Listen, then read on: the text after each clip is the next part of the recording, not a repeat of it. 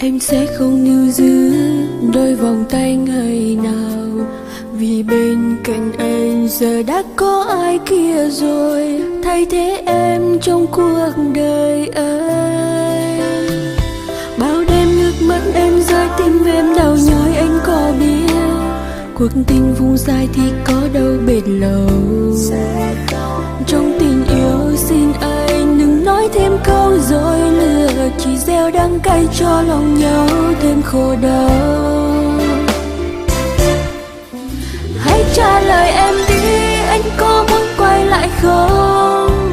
Em là gì trong anh khi anh chưa có người mới? Sao anh im lặng không nói với em một câu? Anh chỉ có thể dõi theo anh từ đằng sau. Cứ bỏ mặc em đi, đừng cố gắng thương hại nhau. Yêu một người rồi còn đau hơn đâm vào tim.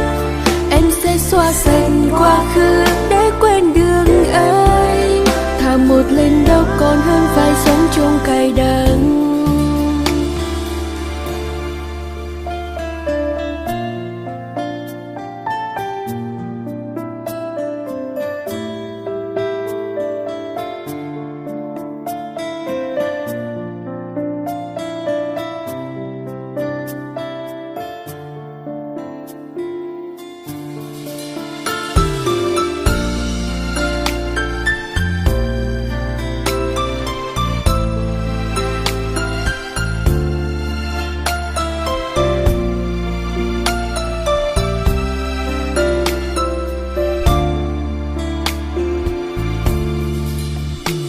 Chia tay anh nhé, kết thúc con đường ta đi.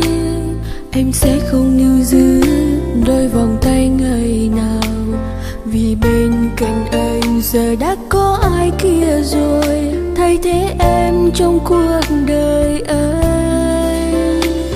Bao đêm nước mắt em rơi, tim em đau nhói, anh có biết cuộc tình vùng dài thì có đâu bền lâu. Trong tình yêu xin anh đừng nói thêm câu dối lừa, chỉ gieo đắng cay cho lòng nhau thêm khổ đau. Hãy trả lời em đi, anh có muốn quay lại không? Em là gì trong anh khi anh chưa có người mới? Sao anh im lặng không nói với em một câu? Anh chỉ có thể dõi theo anh từ đằng sau. Cứ bỏ mặc em đi, đừng cố gắng thương hại nhau. Yêu một người rồi còn đau hơn đâm vào tim. Em sẽ xóa sạch quá khứ để quên đường anh. Thà một lần đau còn hơn phải sống trong cay đắng. Hãy trả lời em đi, anh có muốn quay lại không? Em là gì trong anh khi anh chưa có người mới?